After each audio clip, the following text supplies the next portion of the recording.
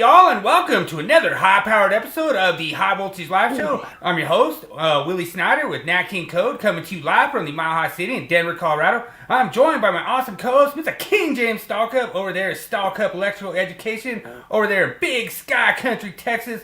Hook 'em horns, get 'em all hook 'em horns for old King James over there. Awesome. We have an awesome show for you tonight. There's already so many people already jumping in the house. We already have old David Englehart. He's already jumping on the myth.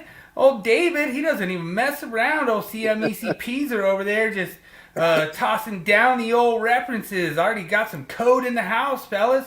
So I really appreciate all the participation I've had. David was one of them. We've had good participation on the code question of the week. We've had good participation on our myth of the week. And we have a really good myth. I really want to do a big shout out to Stanford Maxley for giving me the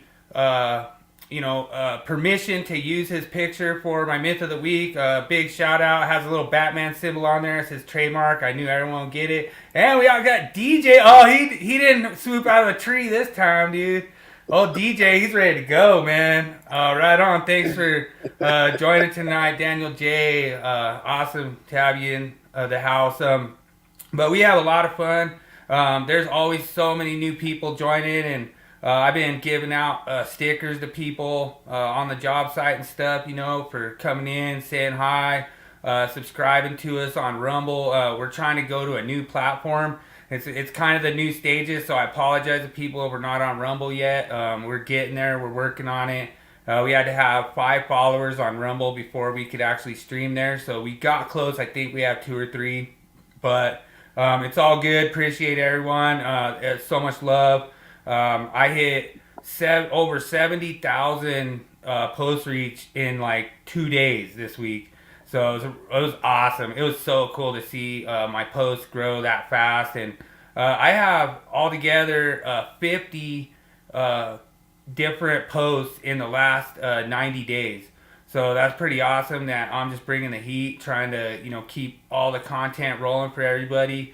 And I want to give a big shout out to all of the members that have followed my NEC Code page and recently passed their Journeyman. So that means a lot. That's the whole reason I built that page, was to help people pass the Journeyman's test. And Chris Dugan, big shout out, Colorado's newest Journeyman.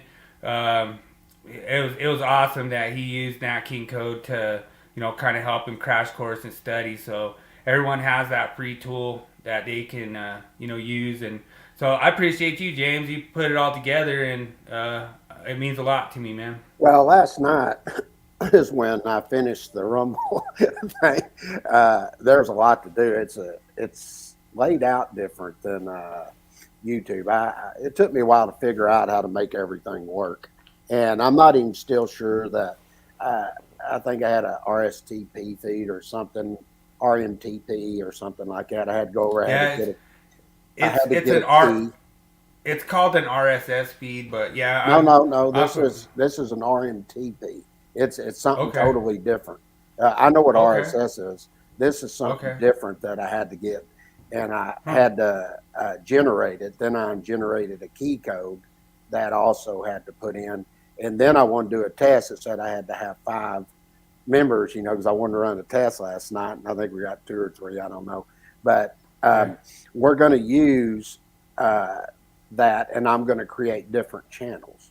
So if there will be a channel for the High Voltage Live podcast, one for Stallcup Electrical Education, and I'm going to do individual ones for like the 2023 NEC cycle. I'm going to have that also on there, and then I'll do like the Journeyman, and then whatever we're going through, I'm going to create them all as different channels, because they do it different. You don't set everything in files and then go pick the file, so you just create a bunch of channels. That's what I've been learning. So what we need is, I'm going to start doing all of our newer videos and everything will be on Rumble. I'm not putting them on YouTube. YouTube's causes too much of a problem. We'll still stream to there, but I'm going to start taking stuff down there, and I'm gonna move everything over to Rumble. So anybody watching this, go over and join Rumble, because it's we don't have as many problems with it. Yeah. We're gonna go to Rumble. That's gonna happen, and I'm in the making that happen right now.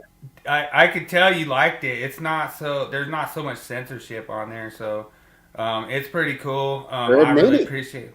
There really isn't any. I mean, you just agree with the terms and policy. It doesn't have all these other buttons you got to check and all of this. It's actually pretty simple once you figure out how to use it. And I also want to point out, we did finish the 2017 grounding and bonding illustrations.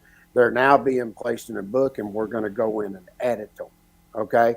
So the ones that I posted on some of the groups, those hadn't even been edited. I mean, they're fresh off from the illustrator. And there's, like I saw one, there was an arrow that was pointing at the can instead of the grounded neutral bar. It just didn't go all the way up. It's just little things like that we're going to fix. And we're getting all of that ready. And I showed it to you before we started, the new cover, and I've already laid out probably 10 pages. So I'm hoping by the end of next week, I'll have that whole book done. Well, in the meantime, I'm going to be doing about 20 pages each. And actually, Dad's going over to edit. He's all excited now. He's like, man, I love this. This looks freaking awesome.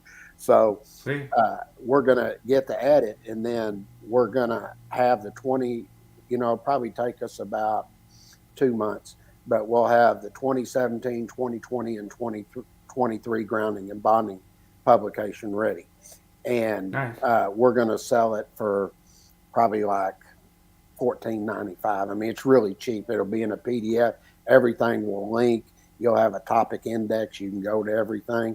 So we'll have that set up real nice for everybody to look at. And if you want to get a great price on something, we're about to have them at very cheap prices. And then we're also going to have the 2020 Journeyman that's already been completely done. We'll have that for sale for probably like $19.95 or something like that. And then we've got all the new calculation chapters done, and we're going to sell those for $4.95. So, thank you, brother. Right. Appreciate David's that all very revved. much. David's all revved up. And that's a thing that's funny too. Senior got revved up too. He got revved up right away when you started doing it. Yeah, he I think, since Mom passed, he's been pretty down. And of course, he's staying with me. And he has, he's not lonely, And since I started finishing these illustrations and stuff, he's all pumped up now. He's wanting to do everything and do everything in color. And it's like it's gave him a new step. He's got a new pep in his step. He's like, I want to do this. So we're going to be updating everything. And then I'm eventually going to take the whole design book and redo every one of those illustrations. And that'll be at least next summer. But we got the illustrator working on those, and that's going to be roughly about 1,300 slides. So you can imagine how kick-ass it's going to be once everything's updated in color and all the detail. Dude, that's just straight awesome sauce, bro. I mean, David, you said it. Thank you, David. Eloquent. I appreciate that. And what we're going to do, we're getting all this ready, and in the meantime, it won't be, I'd say sometime summer, you're going to see the learning management system pop up. And we're going to have access over, and we're going to be doing one course at a time, adding them on until we get to doing some that'll be full courses and all of that. But you'll have an option just to purchase PDFs, which will be cheap, or you can go over and you can have access to it. And I'm going to do them monthly too. So we may have a subscription. Matter of fact, I'm going to do a subscription service for all of it, except for state licensing and studying for your Journeyman. So like the Journeyman, if you want to go in and you want to be able to work the problems online and everything, I'm probably going to charge like $14.95 a month. And if you go 6 months, you know, you're spending basically $90 to study for your exam. I mean, it doesn't get any cheaper than that, because I know most of them, they charge you $1,000. You know, I'm like, why are y'all charging so much? And you have access to everything for that 6 months. So just the Journeyman will. I'll have another one that has access to everything, and I may, except for like Journeyman. Journeyman stays separate, and Master stays separate from everything. And the state license, all the other courses and stuff, we'll probably put those in, and you can have access to them for $19.99 a month or something. All right, I'm going time out. We got to roll the meme. All right, here we go. Where is the meme? There it is.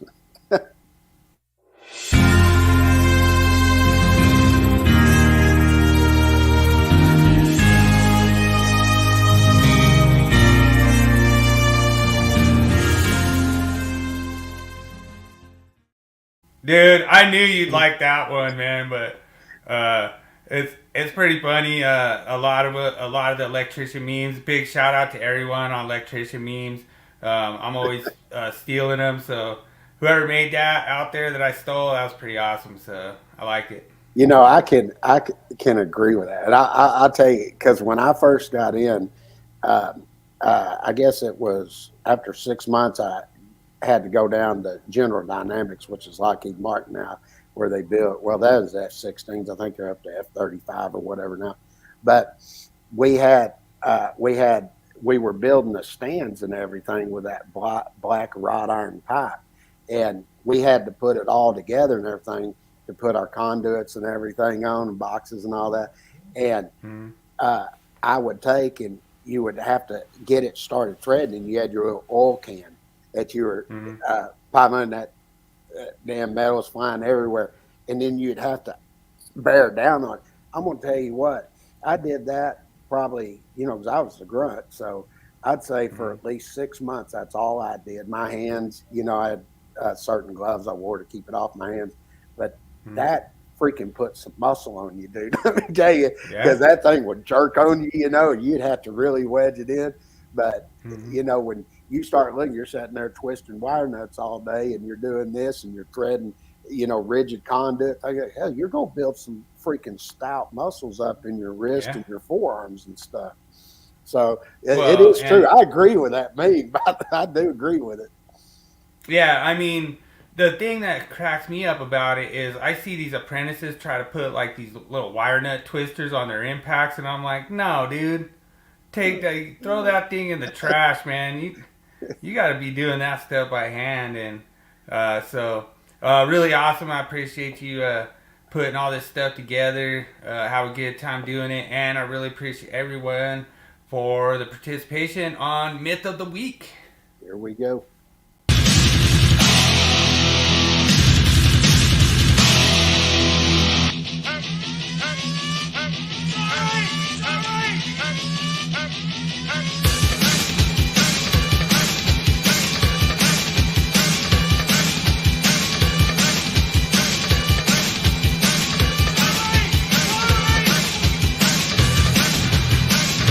It's time for Myth of the Week.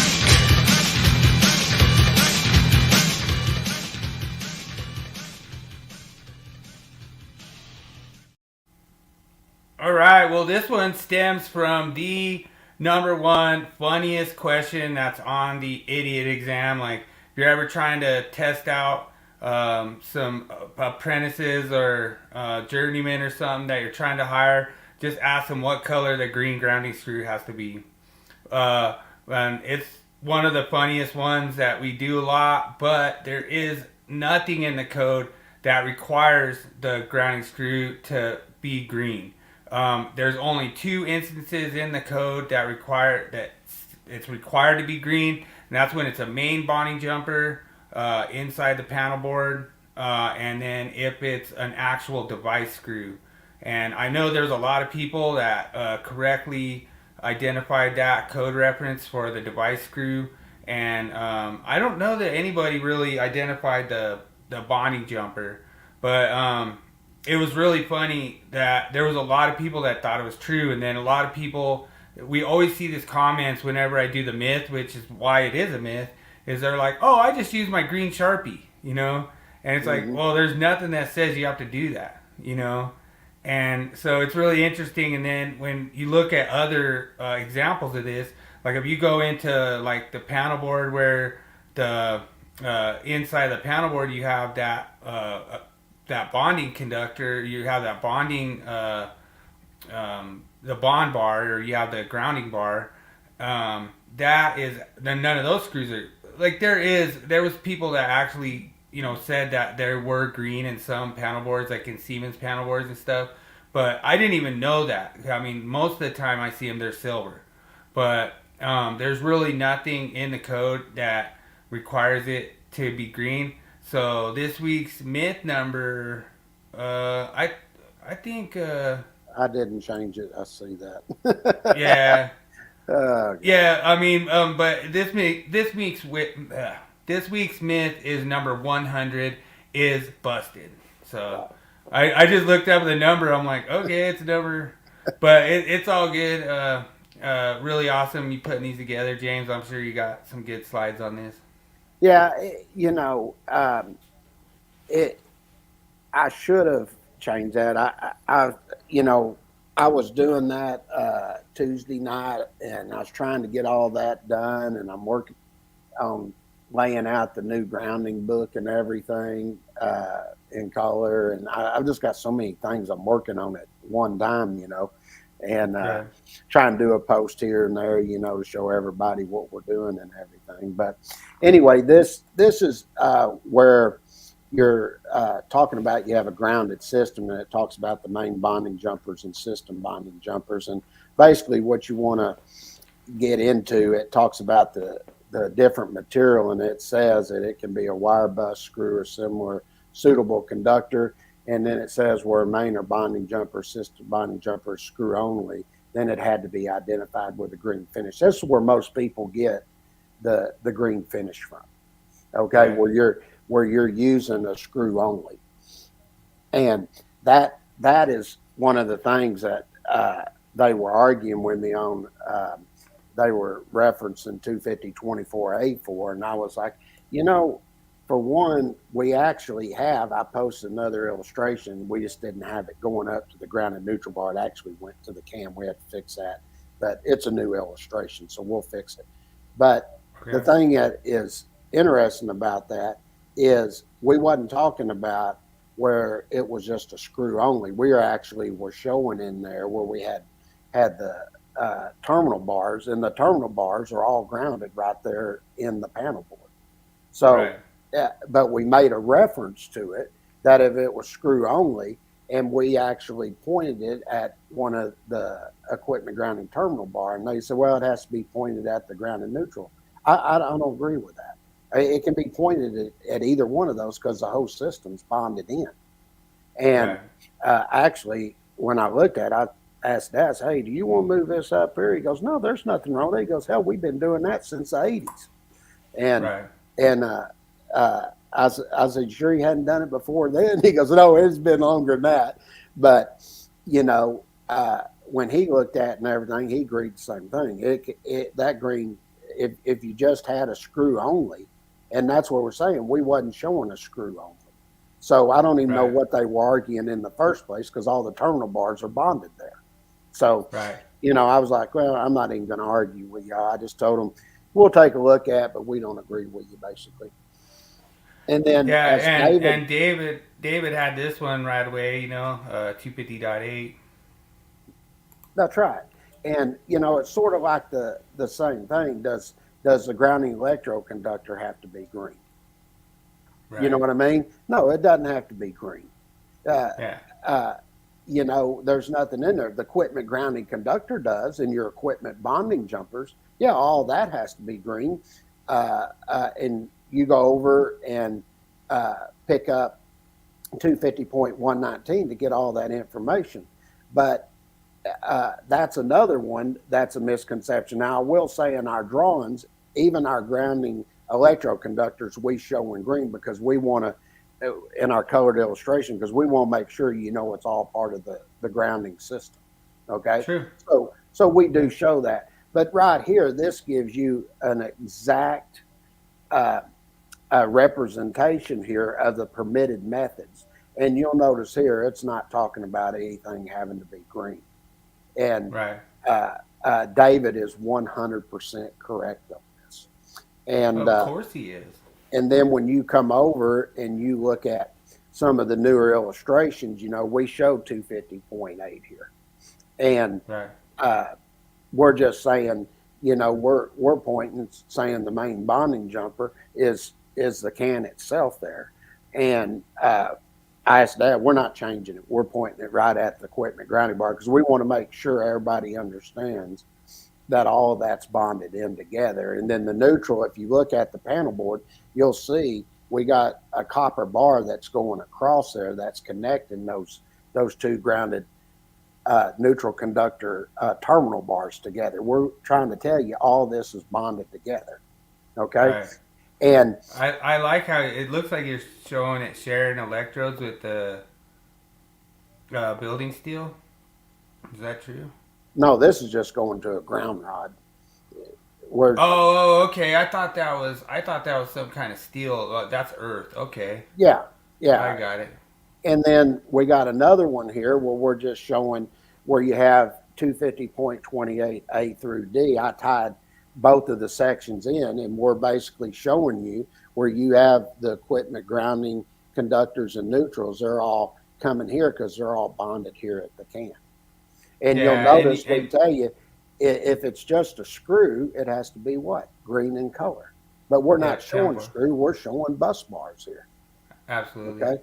So these are a couple of I just threw these in because these are on the 2017, but they're new. And I just want everybody to see what they look like. What I wanted to point out, go back to that last illustration real quick. It does show the neutral and the ground connecting through the enclosure. You can see it, that strap going across. That does connect both sides of the neutral. Yeah, we even reference there for the bus bar to go look at 4083C because you're there at a panel board. That's the enclosure. It's all grounded together right there. You create, how many times you heard me when somebody's asking me a grounding connection, I always said, you always want to take everything back to where? One point. Yep. And this is a good example. And this is just a basic illustration. I'm telling you, when you see the new grounding and all the new illustrations we've done, this looks pretty good. But some of these others that we have and the detail in it really is nice. They've done a really nice job on the new illustration. And just so everyone knows, 250.109 in the 2020 permits you to use that panel board enclosure as an equipment ground. Sure. And we give you a lot of those sections, and I was surprised. Ted actually posted some in there to compare to, and so I'm gonna have to go through and look at them and then pull some of ours over, just 4 or 5 of them, so everybody can compare and see the amount of detail that we've done in these illustrations. So cool. Yeah, I love the code loops. All your stuff always has those really vivid code loops, and that's really cool. I like that. So everyone could just go through all the different code loops and.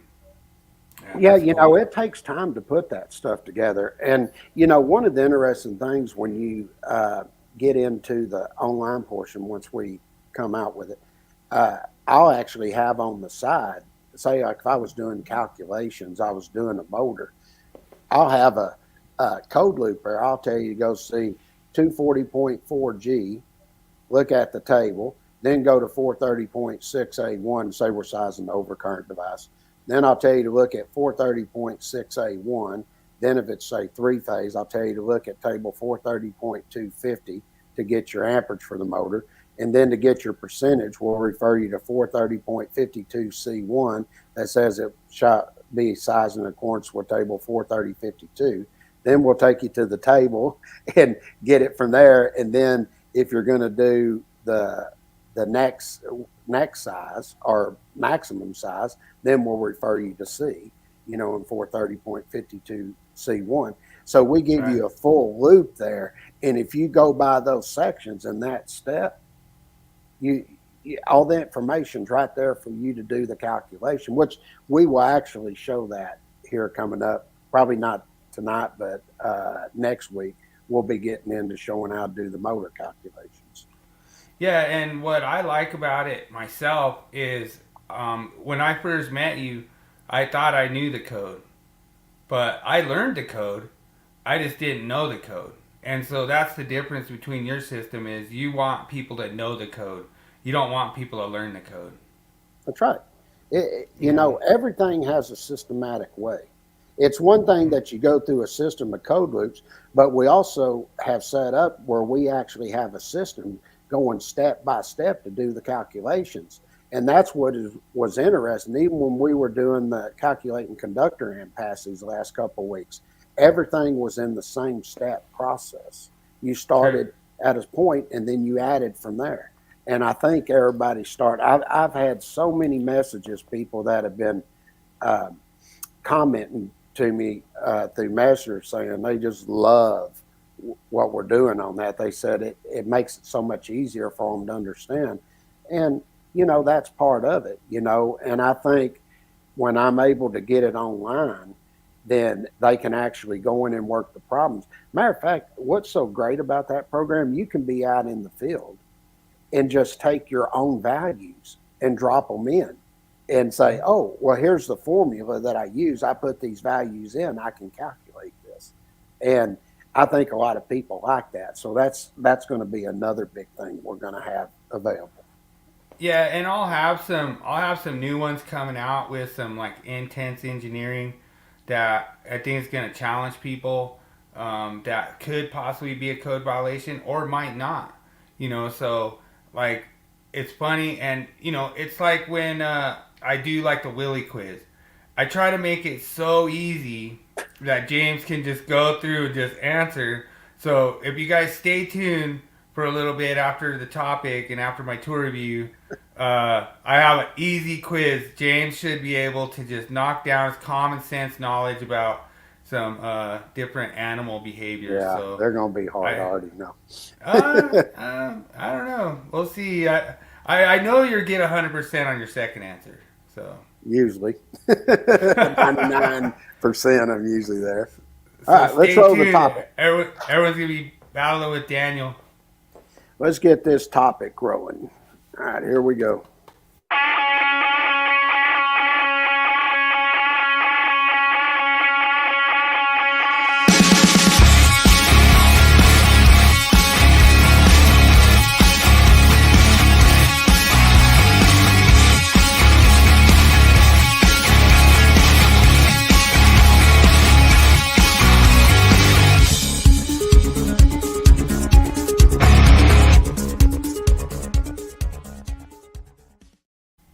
All right, now, last week we finished up calculating conductor ampacities and started sizing overcurrent protection devices.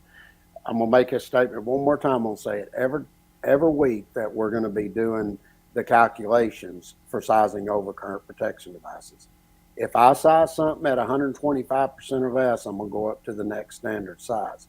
Once I'm above that percentage, I'm going to drop down. The only place we're going to have a difference in that is when I deal with phase converters, because you got to protect the conductor because the conductor sized at 250%. And then the other is transformers, which we're actually going to get into today. But when you look at transformers, it's going to reference note 1, and note 1 says shall be permitted. So I could drop down or go up to the next standard size.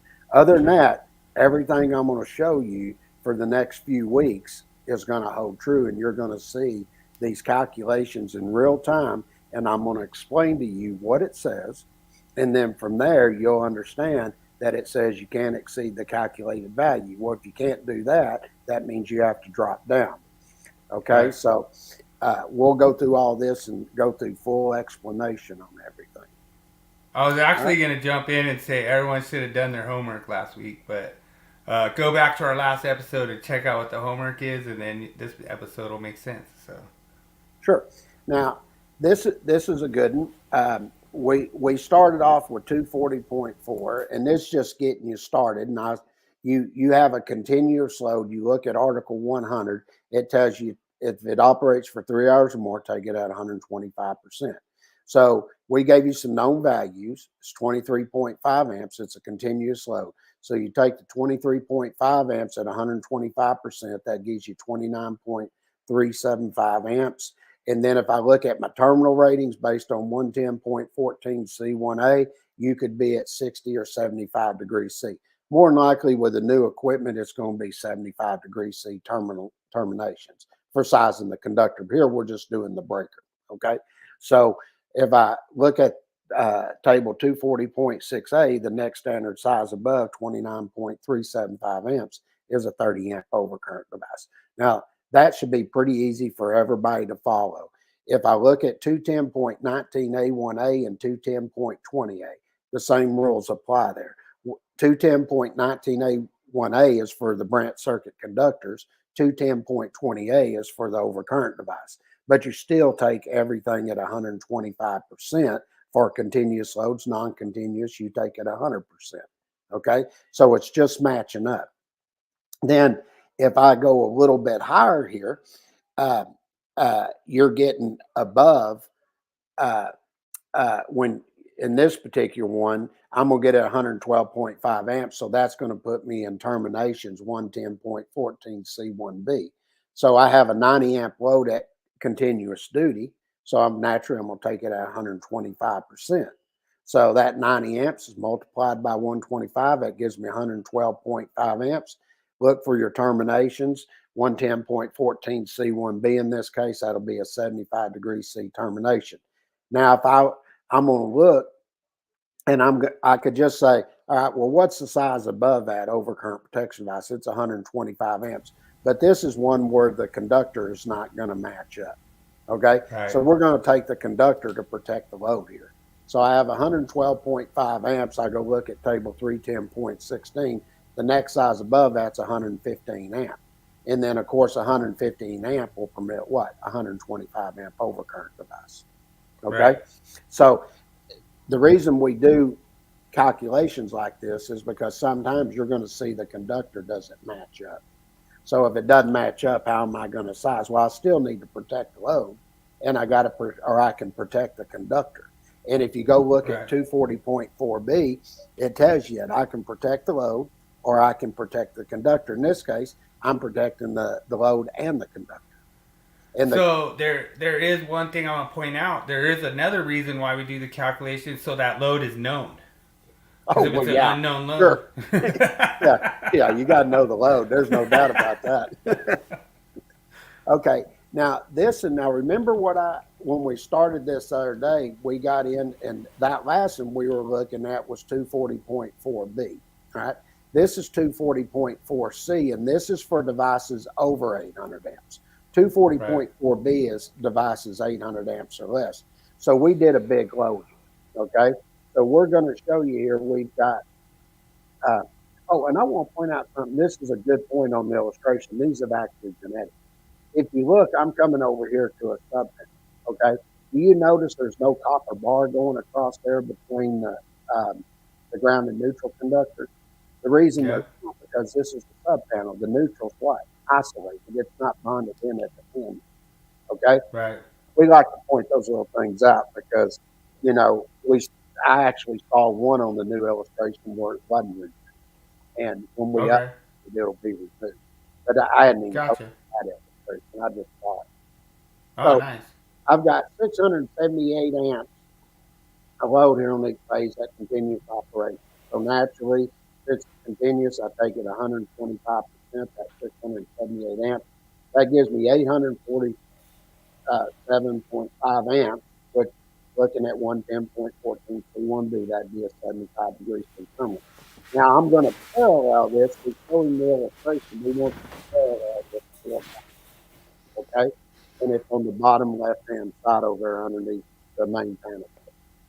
So if I go over and I look at table 310.16, that would be a 4-off, which is good at 230 amps. Take that at 4 parallels, that's 920 amps. Now, when you look at 240.4C, it says the conductors have to exceed the size of the overcurrent protection device, the amperage that's there. Okay? Right. So basically what that means is it exceeds it, therefore you're going to drop down to the next standard size. Now, if you go look at table 240.6A, you're going to notice that there's not a standard 900 amp there, but you can get a 900 amp.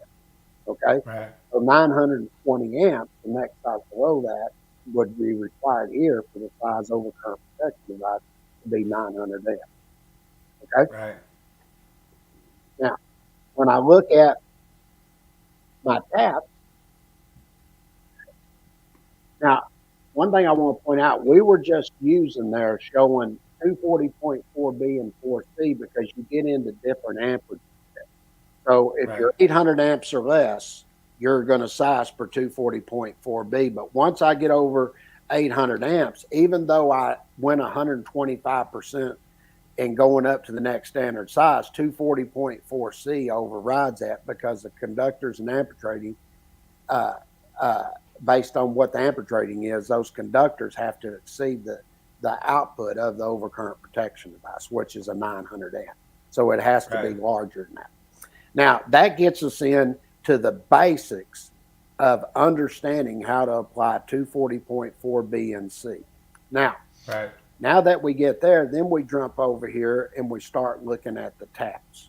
Now, as I've stated this before, any tap that's 10 foot or less, divide by 10. Everything else is taken at a third, except inside the tap, I have a transformer. If I have a transformer, the primary is still taken at a third, but the secondary is taken at a third plus the ratio of the transformer.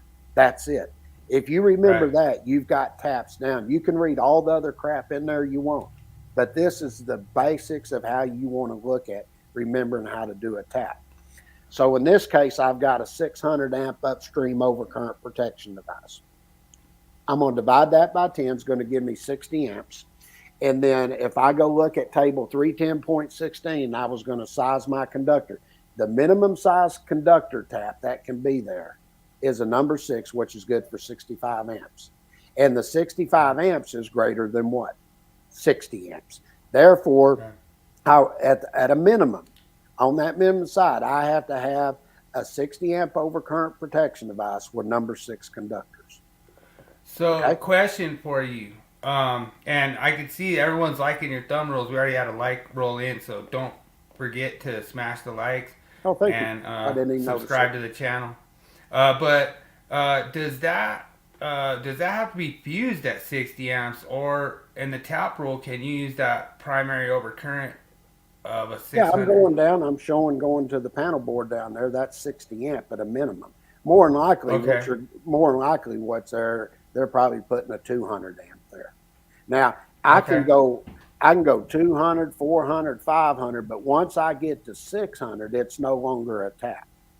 Gotcha. Okay? All's we're showing here, that is the minimum size. It has to be at least 60 amp. Okay? So it doesn't have anything to do with the secondary overcurrent device. It has to do with the conductor size to that. That's right. Because you're sizing what is the minimum size tap coming down. Gotcha. Okay? Okay. And the same thing here. This is minimum size tap, but this is 240.21B2, and this is where you have a tap from 10 to 25 foot. Now, I said anything over 10 foot, I take it what? A third. So I take 600 amps at a third, it's 200 amps. That will require me to have a 3-aught conductor, which matches up with a 200 amp overcurrent device. So the very minimum for a 10 to 25 foot tap is what? 200 amps. But if I come over here and I do a 10 foot, the minimum is 60. Gotcha. See that? And it's the same overcurrent device. It just depends on how long the tap is. Now, if I come over here, I'm doing one. This is where I have a transformer in the tap. Okay? So we automatically know we already got the upstream already set. So I need to figure out what is the minimum size connection for the secondary. Well, I need to get the ratio of the transformer. So I'm going to take 480 volts and divide 208 into it. And of course, you take it at a third. And what is the upstream overcurrent device? 250 amps. So you're going to get that ratio, then multiply it by a third and multiply it by 250 amps. That's going to give you 192 amps. So on the minimum side of that tap, 25-foot tap that's there, I would need at least 3 alt conductors and a 200 amp overcurrent device. And trust me, if I go up to 250 amps, guess what? It's no longer a tap. Right. Okay. So we like to point those things out. Now, what if I go up to 100 foot? Same calculation. I take it at what? A third. Okay. So I've got a 350 amp upstream, take it a third, gives me 116.7 amps. That's a number 1 at table 310.16, the 75 degree C column, which is good for 130 amps. So the next size, now you could look at this. This is an option here. We're going to protect the conductors here at 150 amps, but could I put 130 amps there for number 1 and just protect the load with 125 amps? Sure, I could. Yeah. Because I'm protecting the load. You see there? We're giving you options here of what to look at. But in this case, we're just telling you what is the minimum size tap. Okay? And we're telling you it's a number 1, so we're going to protect that tap at 150 amps. So where does it come in? Like, so you're saying up to 100 foot. So when those conductors are routed outside the building, then they have unlimited length, right? Yeah, we're gonna get into that, because what's going to happen is they're not. This is usually going to be inside. You're not going to do this outside. Where you're talking about, you're going out and you're hitting a transformer and you've got secondary conductors. That's no longer a tap. So here's a good example of it. See, because now you're going to get into 240.21C. And see, a while back, and I forget what cycle it was, but they come in and they relayed out 240.21 and put B and C in there. And they wanted to make it absolutely clear, because terminology we used to use back then, we used to say, well, if you come from the secondary side of that transformer, they would say, just tap the secondary side of that transformer. That really wasn't a tap, okay? Right. But a lot of people applied tap rules because people would say, we're going to tap it. And so they came in and fixed this in the code, so that terminology would be cleared up. So 240.21B's tap, C is transformer secondary connections. So, and if you remember, when we first started this, if you went over and you looked at,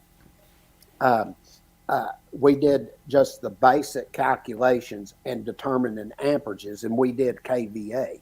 Well, we just gave you examples and said, just take the KVA at 1,000 and then take the secondary voltage, multiply or divide that into it, and that'll give you the amperage, and you've got it sized at that point. Okay. What do you mean? What do you mean when we first started? We first started 2 years ago, baby. Tonight, so yeah, tonight marks 2 years that we started this, and the reason we know it because it's right at the ski trip. Yeah, that's how we know it. It sure was. That was awesome. So look at this. You got a 200 kVA transformer. Multiply that by 1,000. Put it in VA form. Then my secondary is 208 volt 3-phase. So that would take the 1.732 for 3-phase. That's going to give you 360. Divide that into it. Gives you 555.5 amps. Then I go to table 240.6A, and the next size I would drop down in this case because I'm coming off secondary side of the transformer, and that would be a 500 amp overcurrent device. Pretty simple. Right. All right. Yep. Now here's another one. This is 2-wire to 2-wire. I'm just verifying here that 100 amp on the secondary side works. So I would take the 120 volt secondary and divide the 240 volts in it, time the 100 amps. So what would my primary upstream overcurrent protection device required to be? It's a 50 amp. And if you look there, we're just showing you how do you do a 2-wire. Well, this is how you do it. This is how you verify that the upstream overcurrent device is large enough for the secondary side overcurrent protection device. Okay? Right. And then if I look here, 3-wire to 3-wire, same exact calculation. I just want to verify that the secondary, I've got 420 amps of conductors there that's feeding a 400 amp overcurrent protection device. How do I verify the size of the upstream primary overcurrent protection device? You do the same thing. You divide the 480 volt primary into the 240 volt secondary, take that conductor amperage at 420 amps, that gives me 210. The next size below that, that matches up for my primary overcurrent device is 200 amp. I don't know, man. It seems like that conductor ampacity of 420 is a little suspect. It might be a little plant, so I don't know. It's go look at it. All right. Now that's where we stopped last week. Now what we're going to get into is looking at transformers and sizing the overcurrent protection device and doing it based on percentages here. Now, the thing you want to look at, when you go over in this particular one, we're going to be looking at table 450.3a. And when you pick that table up there, you're going to have different types, circuit breakers, fuses, and all that. And then on the left side, you're based on your impedance. If there isn't an impedance given, then there won't be an impedance showed there, but you'll have supervised and non-supervised locations. Okay? Gotcha. So in this case, I'm looking at a primary side with a 2000 kVA transformer. It's 3-phase voltage supply of 12,470 volts, and it's in a supervised location. Now, a lot of people look and go, wow, that's a big voltage. It's not. You just apply the exact same formula like we did before. You got a 2000 kVA transformer times 1,000, put it in VA form, and then it's 3-phase, so you'll take the 12,470 volts times 1.732. I forget exactly what it come out to, but you'll divide that into it. That gives you 92.6 amps. Okay, now this one you're going to look up and you're going to pick up circuit breaker. Matter of fact, let me grab my code book here real quick. Yeah, so just letting everyone know, like all the students out there, one thing you're gonna have to watch out for when you're taking the exam is there's gonna be a calculation for a supervised location, and there's gonna be a calculation for an unsupervised location, and both of those answers will be on the test.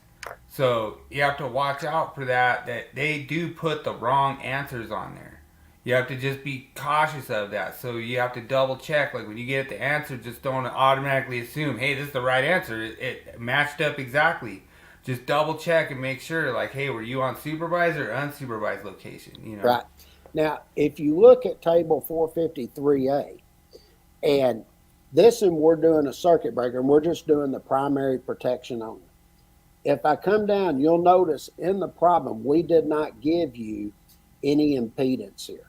Okay, so there's no transformer rated impedance. So when you come down, you'll see supervised locations only, and you pick up any, and we're doing a circuit breaker.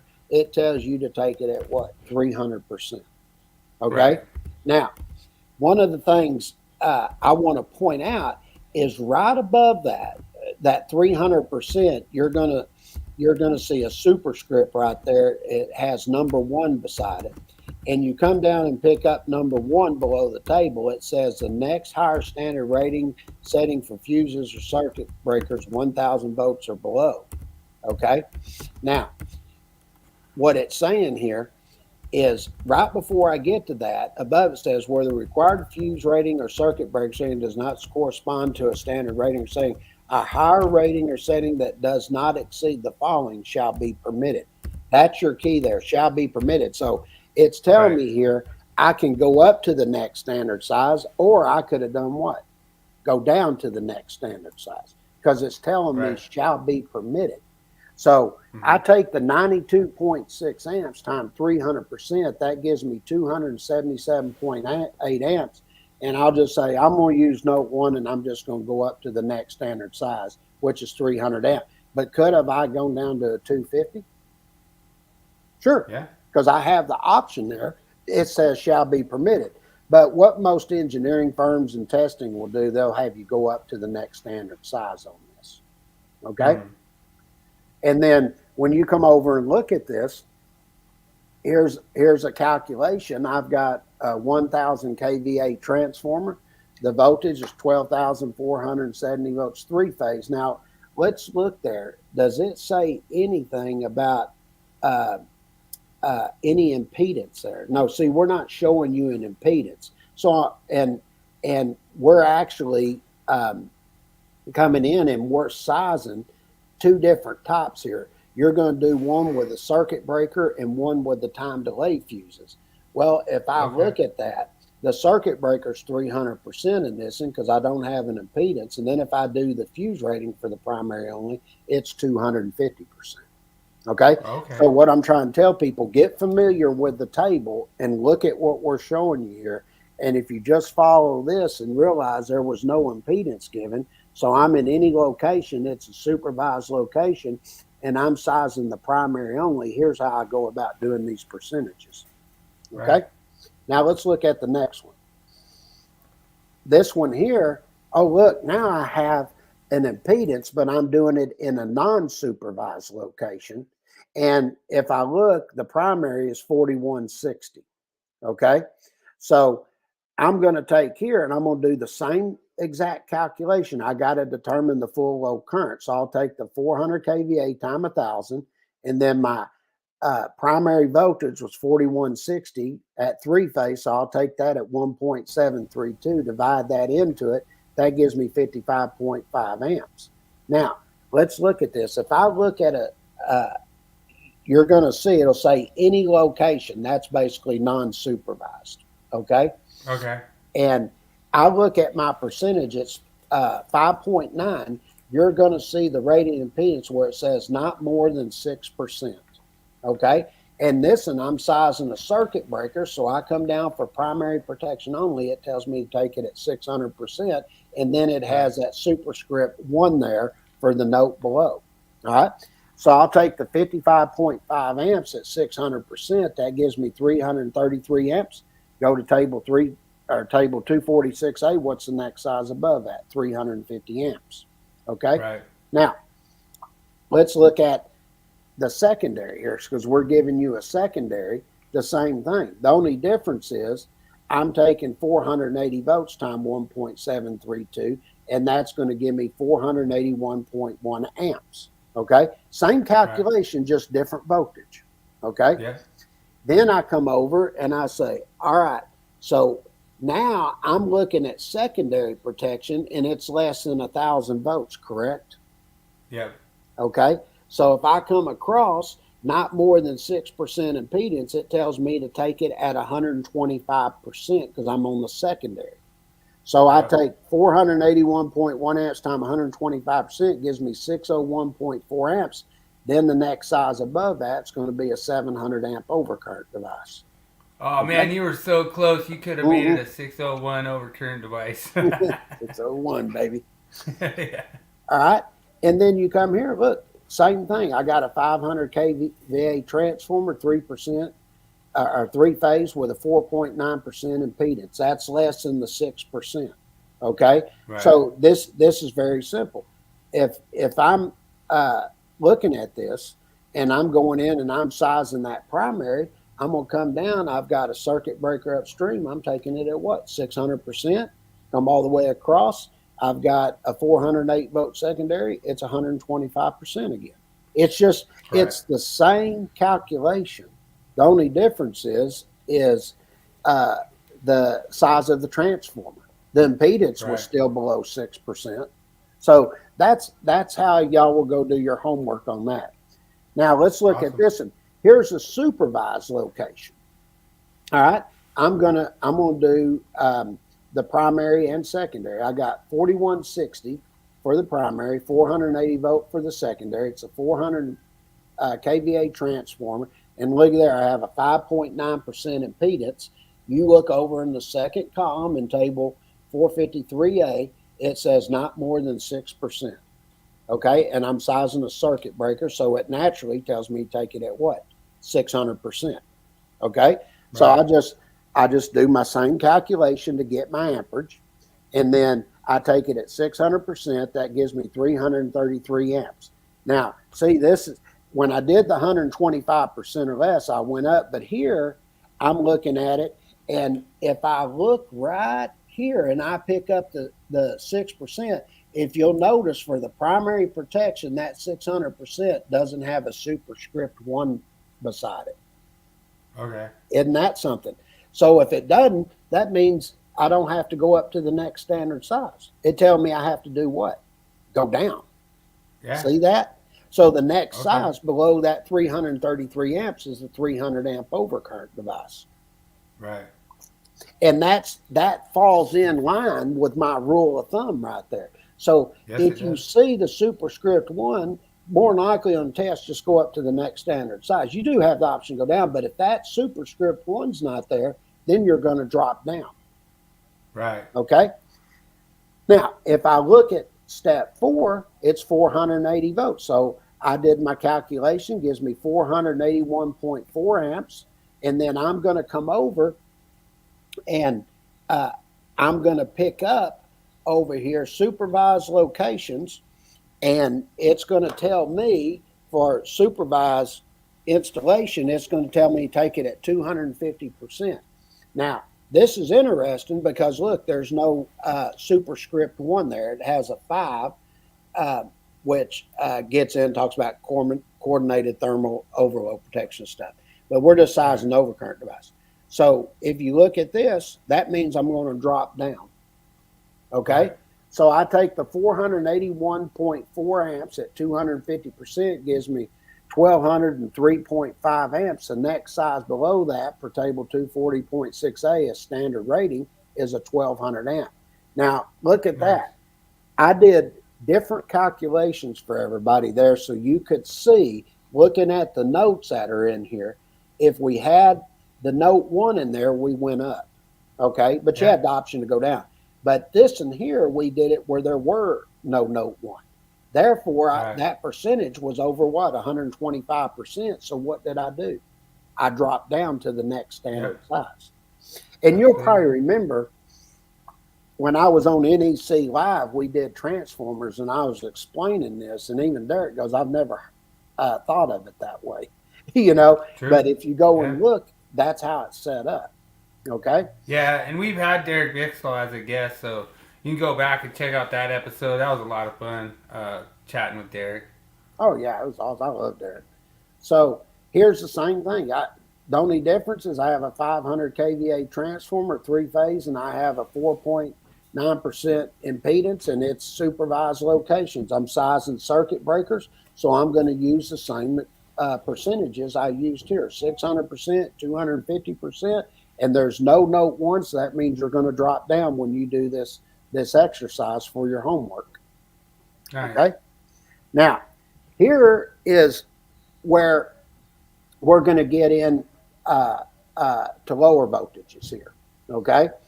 So if I come in and I look at this, and I've got a 240 volt primary and 120 volt secondary, something more people are familiar with. We got a 25 kVA transformer. So you got your primary, 25,000 divided by 240 gives you 104 amps. And if I go look at table 450.3B, we're in a different table now. Okay? Right. And you come over and you pick this up, and this particular one, we're doing primary protection only here. Okay? So if I look, it'll say primary protection only. It says current of 9 amps or more. It says take it at 125%, and it has that superscript 1 right there. So you take 104 amps, 125% gives me 130 amps. It's got the note 1 there. You'll see it in step 3. We're telling you to look at that. Go up to the next size for table 240.6A. The next standard size above that's 150 amps. Pretty simple. Okay? Yeah. Here's your homework right here. You got a 50 kVA transformer. Okay? And what is your primary voltage? 480 volt, 3-phase. Okay? And you'll divide that into it, get your amperage, and then since I'm doing primary protection only here, I'm going to take it at what? 125%, and then size your overcurrent device. All right? Yep. Now, here's one. I'm showing a 2-wire primary to 2-wire secondary 2 kVA transformer. Okay. Now, if I look and I'm looking at the primary protection only here, and I come over and I've got a current that's less than 9 amperes. Let's see here.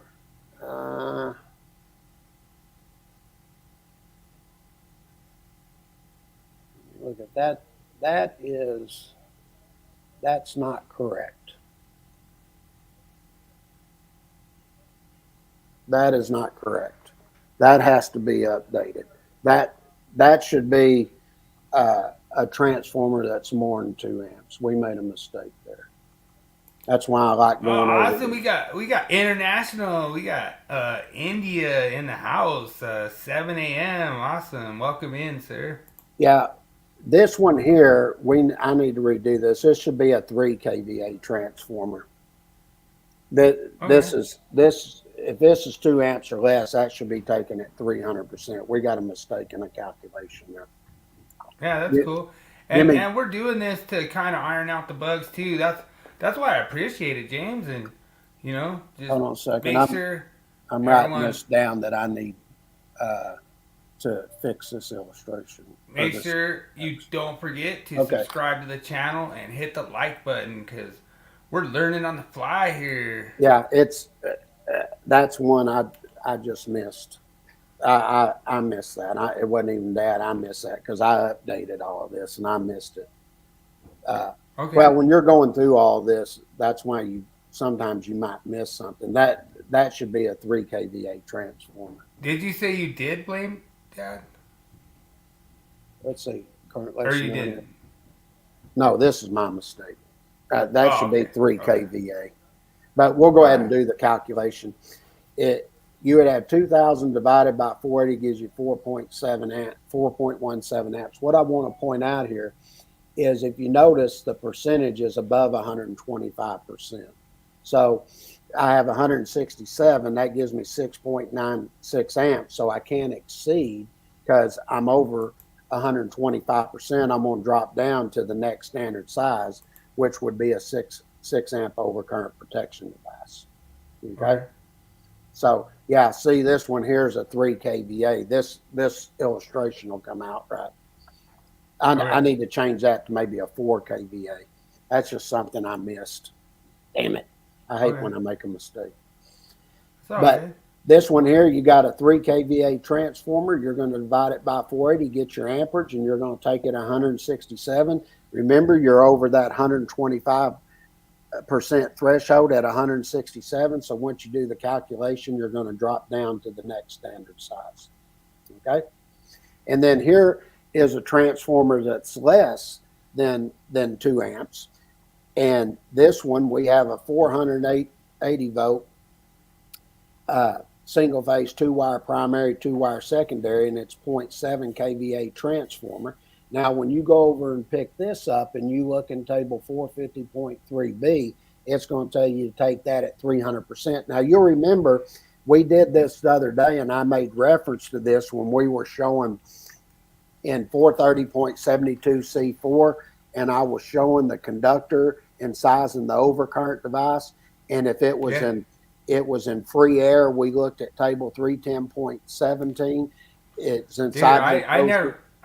I never see anybody do that before. Like, that was the first I ever heard of that. It was really cool. Yeah. Well, now you're coming in, and this is where you're going to see we're going to put that 500% on there to tie that table 430.72B in with it. Okay. Nice. So if I take here 0.7 kVA times 1,000 by 40, that gives me 1.46 amps.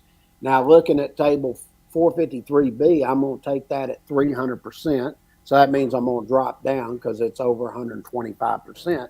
So I take the 1.46 amps times 300% gives me 4.38 amps.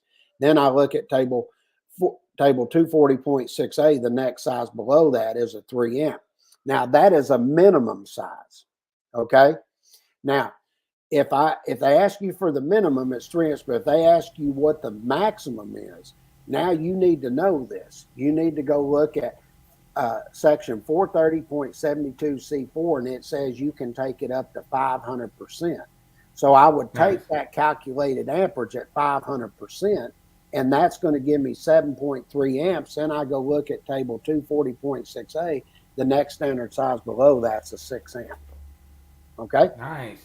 All right. Now, here in the illustration, you're going to see, we talk at the very bottom here, it'll say primary less than well, that shouldn't even say 9 amps. That's primary less than 2 amperes.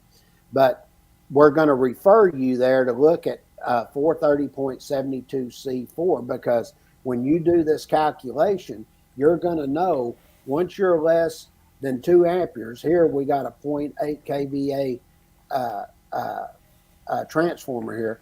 I'm going to take that at 300% for my minimum, and then when I calculate the maximum, 430.72C4 is going to allow you to go up to 500% to calculate that maximum size. Okay? Right. So there's a way that you look at that. Now, what if I have a 400, I'm going to do the primary and secondary, and I got a 40 kVA transformer, and I'm going to size for the 408 volt primary and 240 volt secondary. Let's see what we can do here.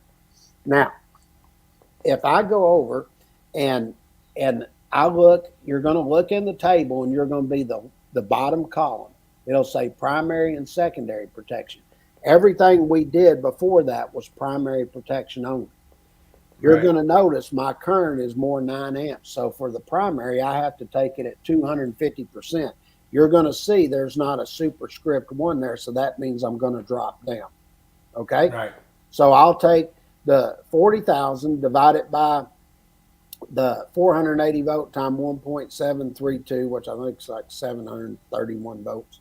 That'll give you 48.1 amps. I'm going to take it at 250%, gives me 120.25 amps. And if I look at table 240.6A, the next size below that is a 110 amp overcurrent device. But now watch, on the secondary, let's see what happens.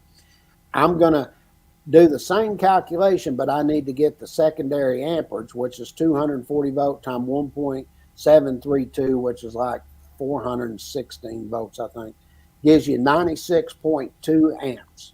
Now, if I look over here and I've got a current more than 9 amps, which I do on the bottom of the table column there, you're going to see it says to take that at 125%, but looky there, it has a superscript 1 there. That means I'm going to go up to the next standard size. So I'll take 96.2 amps at 125%, gives me 120.25 amps, and the next size above that is 125 amps per table 246A. Now, what I want to point out, because this will be the last one in the transformers, I think, but what I want to point out, if you notice, we've held true to what we were saying as far as the percentages are concerned, unless the table had a superscript 1 there, gave you the option to go up or down. We just went up to the next standard size. But if I didn't have that superscript 1, when I was over the percentage of 125%, what did I do?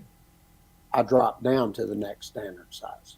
Yeah. Okay? And even if you were under the ampacity for the overcurrent device. Sure. And that's why I like showing these things, because you can come in and see these percentages and how we're applying them. Here I've got a 50 kVA transformer. It has a 480 volt 3-phase primary, 208 volt 3-phase secondary. You're going to do the exact same calculations, get the full load amperage, and then if I look on the primary side, I'm at 250%. I know I'm going to be over 9 amps or more on the secondary, so I'm going to take it at 125%. But the 250% didn't have a superscript 1, so I'll drop down to the next standard size. The secondary is 125%, has a superscript 1, go up to the next standard size. Right. Okay? Now, that brings us into looking at where I'm going to do a motor circuit tap. Okay? Now, what I want to point out here is this tap is 10 foot or less. Okay? Okay. Now, if it's 10 foot or less, what do I divide by? 10%. 10. I didn't change. It's just a different tap going to something different here. So I'll take the 800 amps divided by 10, gives me 80 amps. I go look at table 310.16. The next size above that is 85 amps in the 75 degree C column, which is a number 4 conductor. So therefore, we know that the 85 amps is greater than the 80 amps. And if I took the 85 amps times 10 is 850 amps, which exceeds the upstream overcurrent device, which is 800 amps. I verified my size. So therefore, the 85 amp conductors, I'm just going to find the next size overcurrent device above that, which is a 90 amp overcurrent device at a minimum. I like it. Very That's simple. Awesome. I didn't change any calculations. Here, this is a great illustration. When you look at it here, what is my upstream overcurrent device? It's 1,000.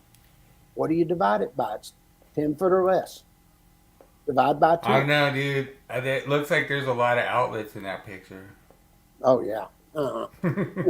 That's what they like to believe.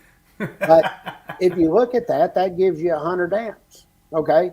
I already know the size wire to that. But what you're going to see, it's not greater than anything. The overcurrent device and the conductor are going to match up in size in this case. Where the one before, we showed where it didn't match up. Okay? Right. Now, here's one that we're just going to break down real quick. This is where you've got an appliance, okay? And I'm just saying I've got a 14 amp load over there that's at continuous duty for this appliance. Well, you'll take, if you go look at 422.10A and tie that in with 210.19A1, that's where I get my 125% for the branch circuit. You take the 14 amps at 125%, gives me 17.5 amps. What's the next size above that? 20 amps. Yep. Very simple. Okay? Yep. Right here, I'm showing going over to one of these big mixing units they have over there. It has a 15 amp continuous load. Take it at what? 125%. Once you get your amperage, what's the next size overcurrent device above that? 20 amp. All this is very, very simple to follow. Yeah. And I'm going to stop right there because next week we're going to get in and we're going to start looking at motors. Okay? Now, one of the things I want to point out, I'm just going to give everybody a heads up here. When you go over and look at 240.4G, okay, you're going to go over and it's going to say in there specific conductor applications. Yeah. Okay? Why is it saying that? Because you're going to be getting into higher percentages. Okay? True. And what you're going to find out when you get over here and you look at this stuff, as an example, if you go over and you look at 430.52C1, okay? Now, when you look at that section, what does that section exactly say?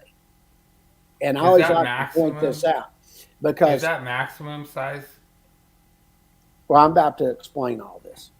Okay. Now, it's going to say, in accordance with table 430.52C, if you're in the 2023, it'll say C1, okay? Or actually, the table's 430.52 in the 2020. Now it's going to say C1 in the 2023. But when you go over there, this is what it says. A protected device that has a rating or setting. Now listen to what this says. Not exceeding the value calculated. Now, if you can't exceed the value calculated, what does that mean? You drop down to the next standard size. Now, I want to point something out, and this is an argument I've been having with Jeremy and a few of them over there. Because when you go look at table 430.52C1, it says maximum. Okay?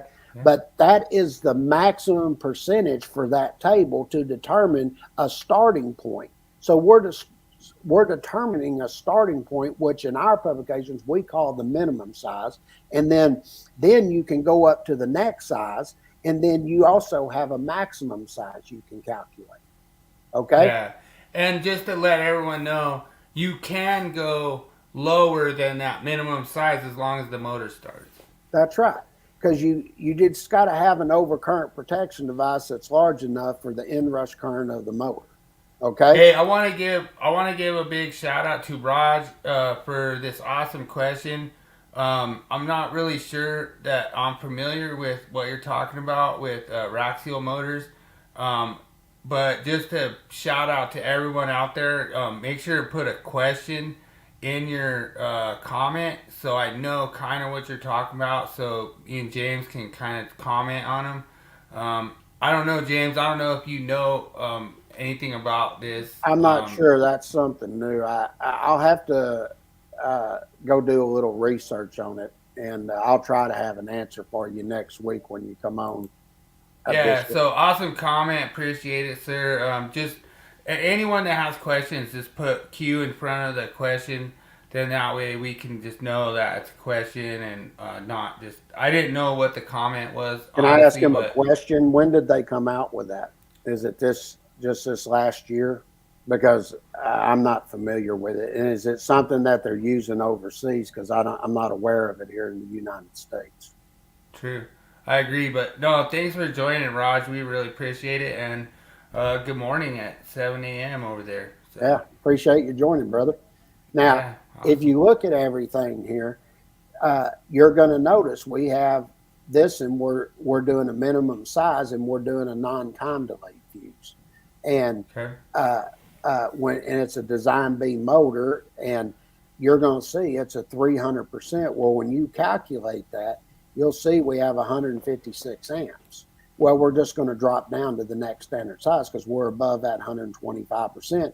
And then the exception one that's underneath there, which it's changed in the 2023, because when you go look at it in the 2023, it's now going to be C1A. Okay. So, and then you get B and after that, and that's where you get to do other percentages. Okay.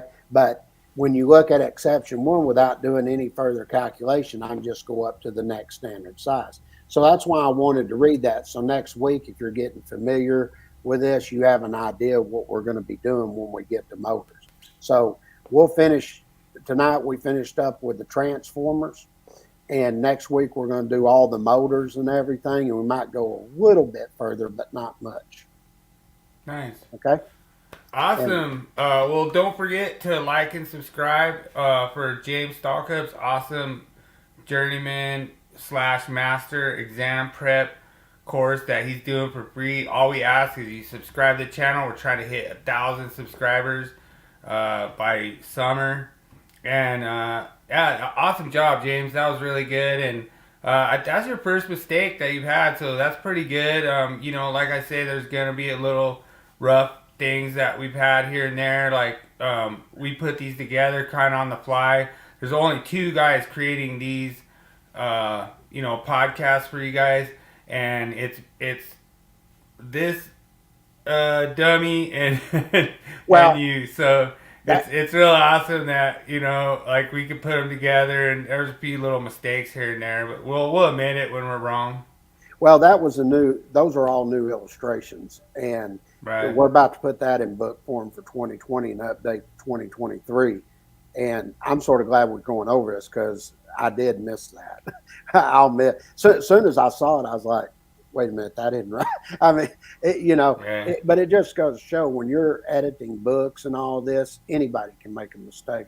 You know, I never claimed to be perfect on anything, even though I'd like to be. But, you know, I knew right away when I saw it. You know, I was like, that's not right. You know, I could have just played it along and nobody probably wouldn't even notice, but I noticed. So, you know, I take pride in trying to get everything right. It's all good, and we take pride in this YouTube channel. We take pride in like our you know, content that's 100% original, and you know, we just really take pride in like our brand. And the High Voltage Live Show has always been like a genuine thing where we like to joke around and stuff. That's why I made. That's why I made the easiest quiz ever, and hopefully Daniel J is sticking around to hang out and see if he can beat Stallcup on Bring it on, the brother. easiest quiz ever. But we have to go to the tool review of the week. All right, let's see what you got this week.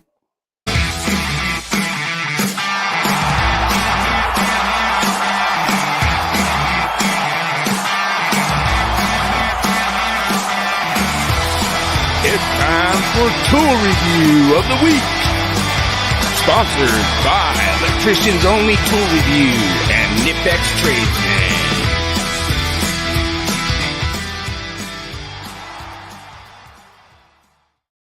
All right, so this was really awesome. This whole moment it kind of warmed my heart. I did a review on the bottom stack of this. It's a 2.0 DeWalt pack out system. DeWalt and Milwaukee are kind of rivaling on this, and there's this power station that goes on top of it. It's freaking dope. Like, it charges 4 batteries, plugs in, and it was really funny because I was on the job site, and one of the guys, he points to his thing, and I was like, what? And he was like, tool review.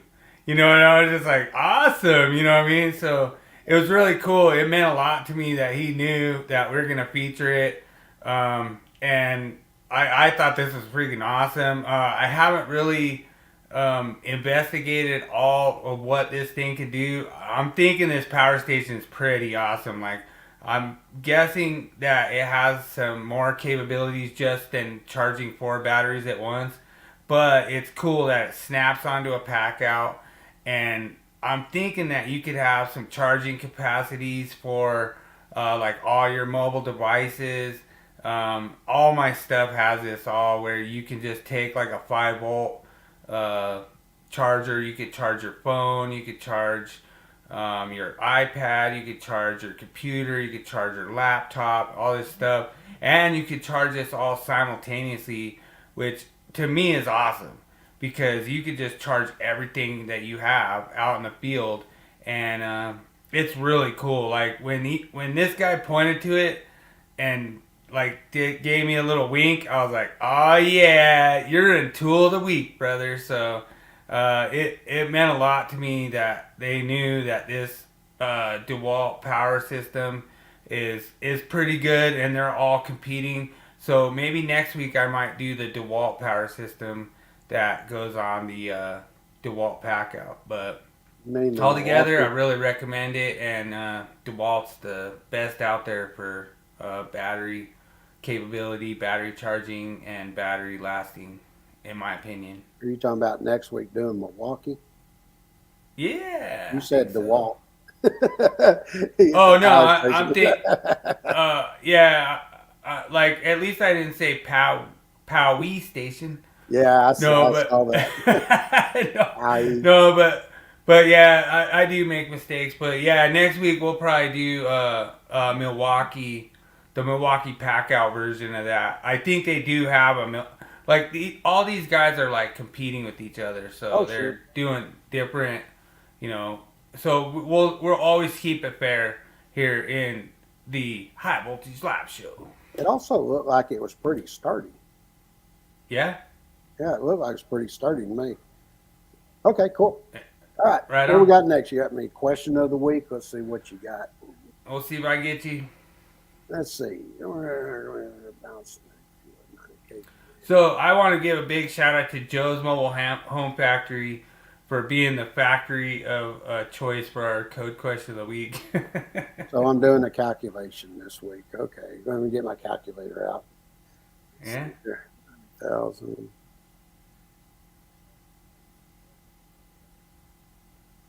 $250. Ding ding ding ding ding! You nailed it.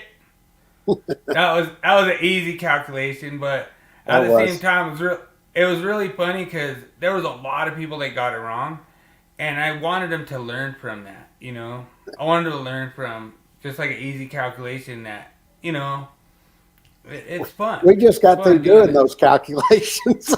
I mean, we're just showing how to do it. Just divide. I knew you'd get it. I wasn't trying to fool you as much as I was with the Willie Quiz. All right, let's cue this sucker. Let's see what. It's animals this week, right? Yep. Animals. Okay. Animals.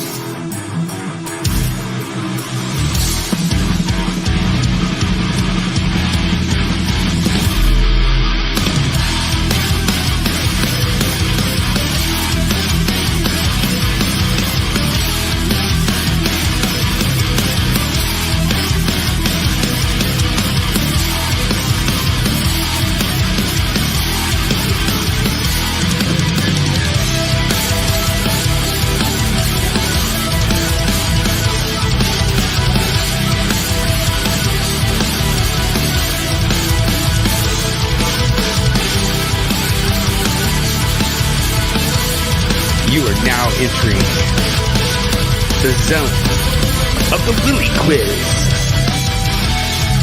Enter at your own risk.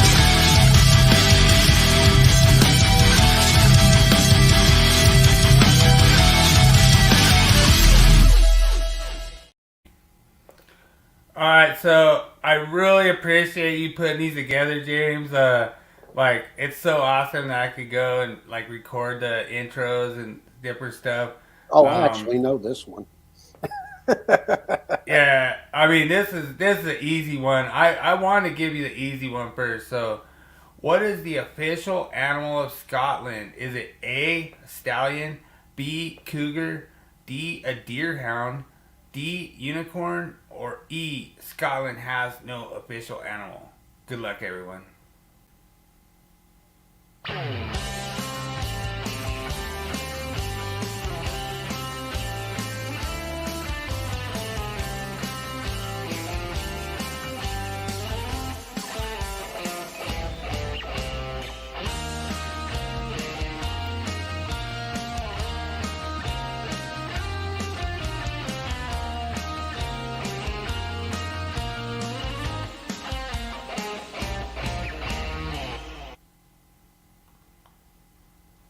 Oh man!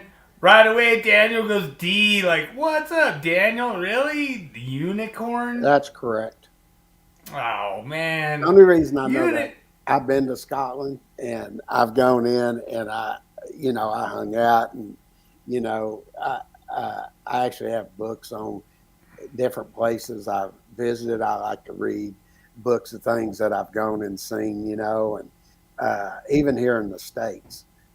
I like to know about different states and stuff. And I knew this one, the magical kingdom of Scotland. It's the magic of it, and that's why I know it's a unicorn. I know for a fact it is. I know what's right. Oh man! Just go ahead and say it. It's correct. So far, Stallcup and Daniel are 1-0. You correctly answered it. It is the unicorn. So, all right, good start for the easiest quiz known to man. All right, let's see what you got next. All right, what animal is known to laugh and have a sense of humor? Is it A, the hyena, B, the monkey or chimpanzee, C, the rat, D, the pig, or E, no animal is known for this? Good luck, everyone.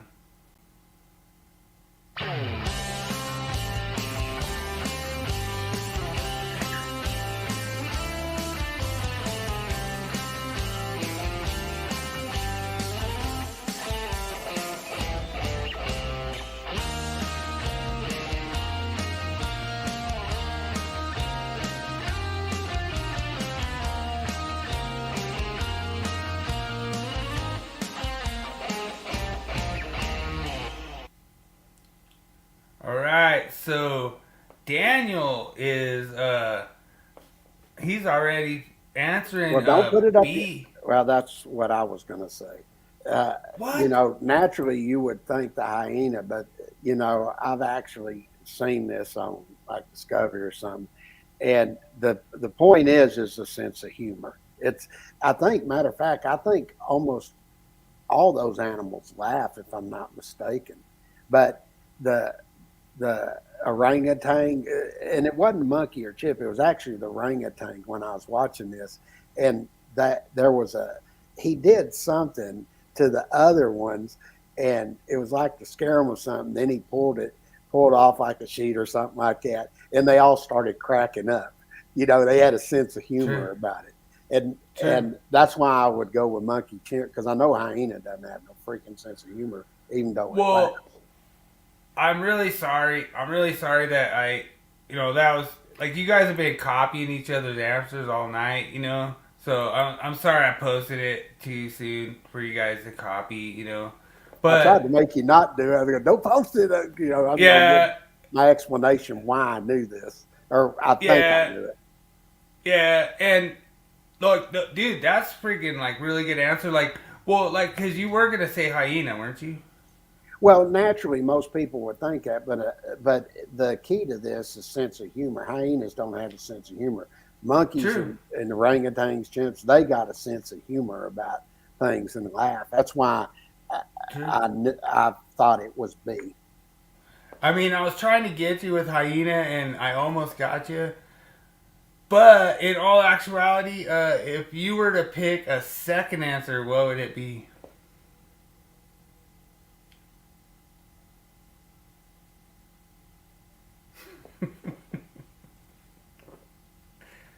I guess if I was going to, I guess it'd be a rat. Oh, your second answer is 100%. You got it right. The answer is C, a rat.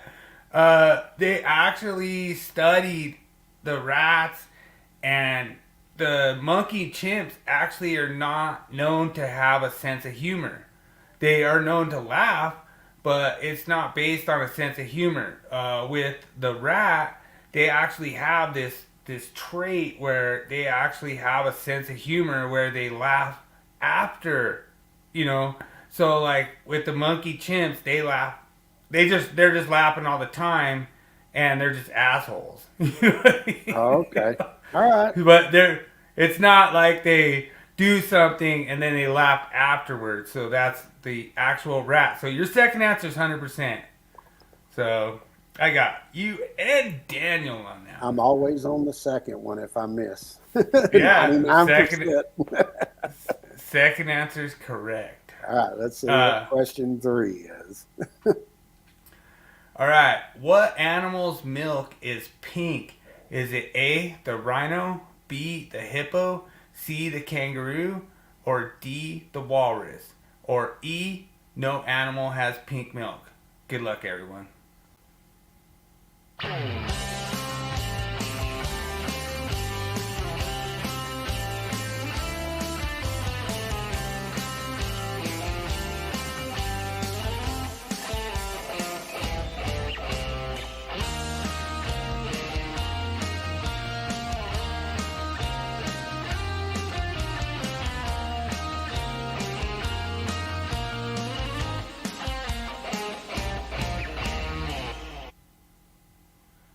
This is interesting because Dad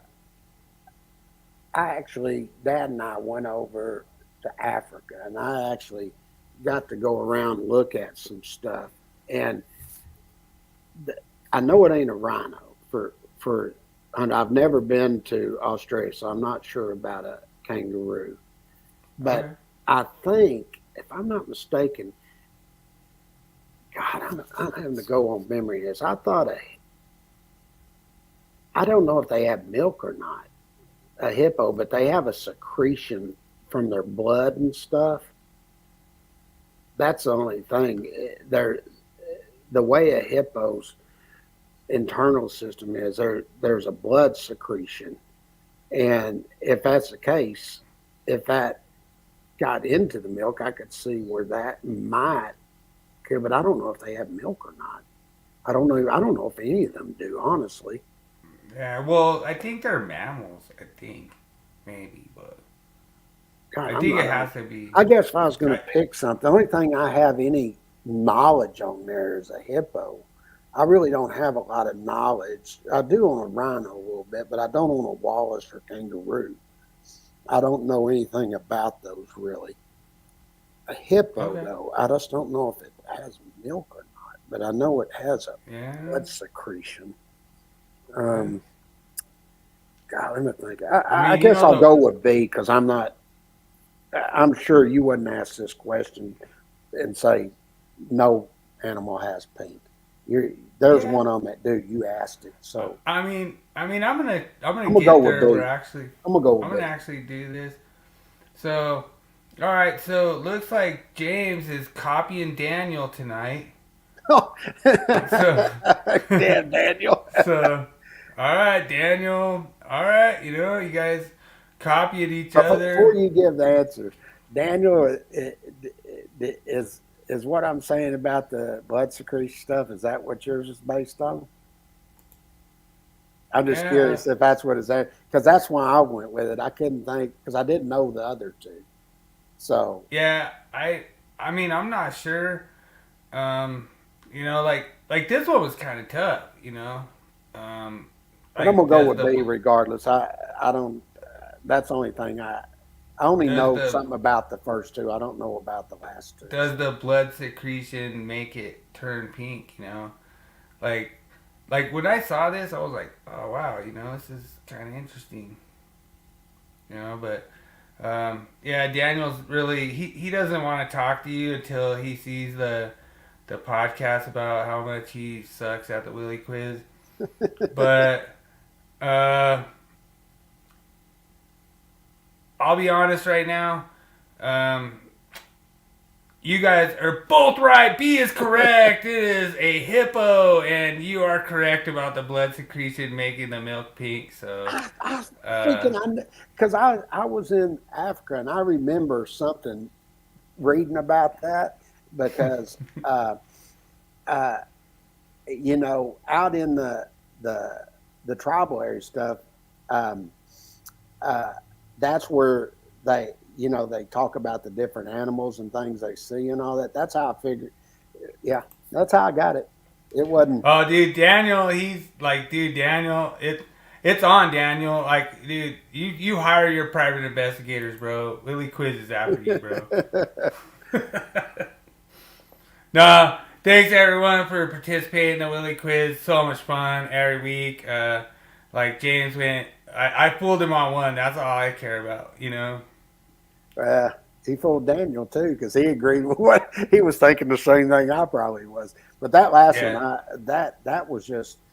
I was trying to think where. What is the name of that place we flew into? It's the main port there. I think it starts with an N. There in Africa. God dang, it's been so long ago since we've been there. God, I can't remember the name, but when we went into that place, they actually had a car pick us up. We had security with us the whole time. And when we went out to look, because they were looking at transferring over and setting everything up based on the NEC, that's why they had us out there. We wrote reports when we went out in the countryside. Well, you were confined at night to the hotel unless they took you out to eat or something. And so that's why I bought a publication down there, and when it talked about Africa and all that. And I was just, when I didn't have free time, I was just reading about the country, And any place I go somewhere different, I like to buy one of those books about the country and read about it, because there might be something I want to go see, Right. I did the same thing. I was in Alaska. Dude, you just got lucky. That's all it is. You and Daniel, dude, I'm going to make a podcast about you and Daniel copying each other to try to defeat the Willie Quiz. Yeah, we tied, so I'm okay with it. All right. Well, I'm going to give Daniel the win because tie goes to the guest in the chat. So he won. That's fine. Yeah, I'm okay with it. 4-1 this year, Daniel. I'm 5-6 the last 2 weeks. I'm perfectly fine with that. It's so much fun. I love doing it. It's so much fun. And my second answer the rat, I was like, surely I don't think a pig does. The only thing I think of is a rat because I damn sure wasn't picking the hyena. I know they don't. So yeah, and the only thing you could be is a rat. when I kind of looked into it, did a little research on it because I don't want you to pull the challenge flag again. I think I got a challenge flag one time. But, what I mean? You're like, that's not right or whatever, And I was like, dang it, But they when you threw the challenge flag or whatever, I was sitting there doing research, and you see like the movie like Ratatouille or whatever, where like the rat is like he's actually the chef and he's doing all this stuff. Well, now they actually have rats that they're training to go rescue people from like buildings that fell down and go find people that are still alive. Okay. And they have like these little backpacks with like radio trackers on them, and then if the person's still alive, they'll send a signal like, hey, there's a person still alive.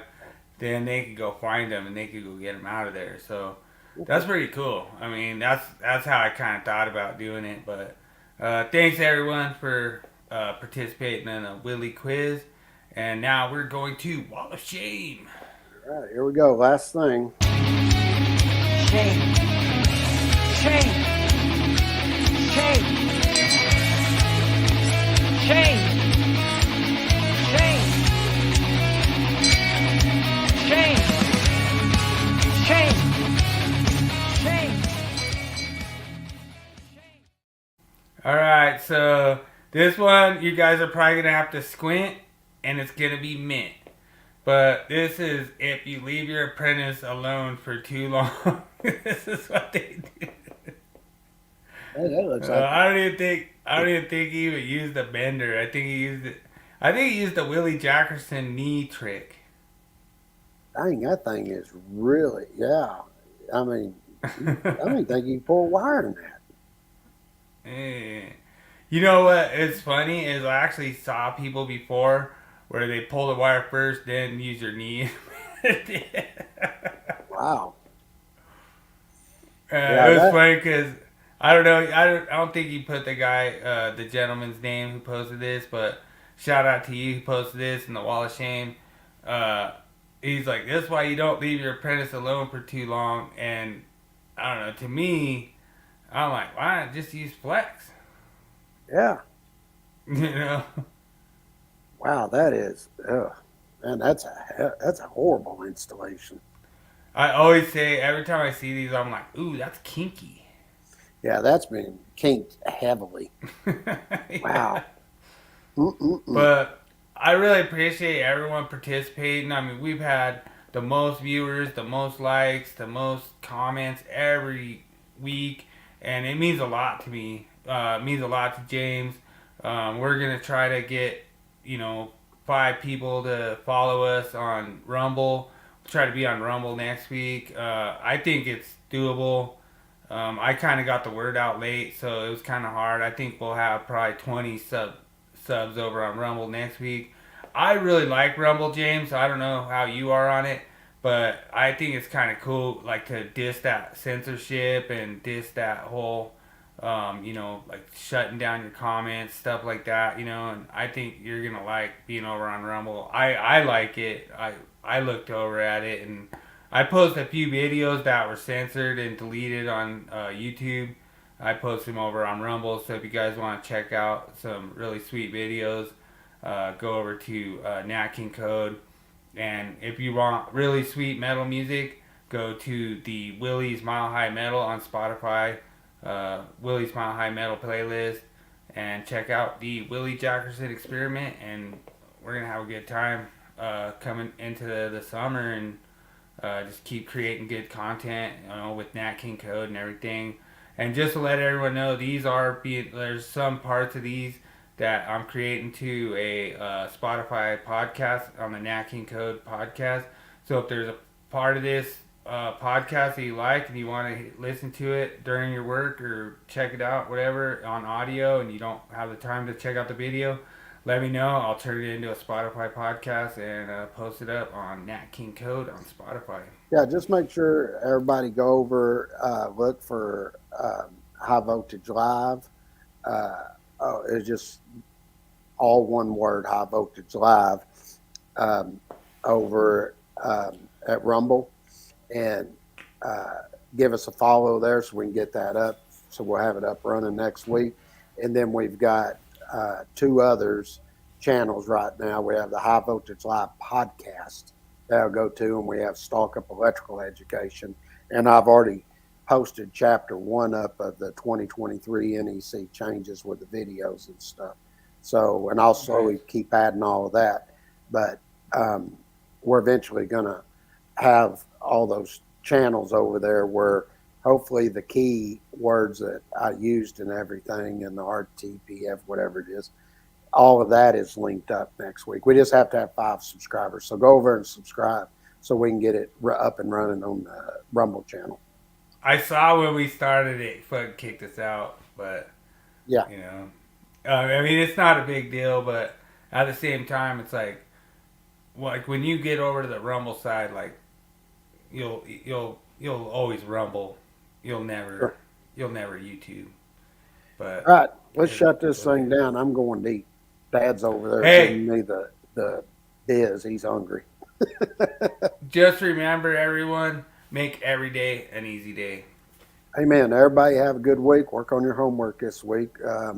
I can tell most people are because I can see the viewing hours on YouTube. They're high.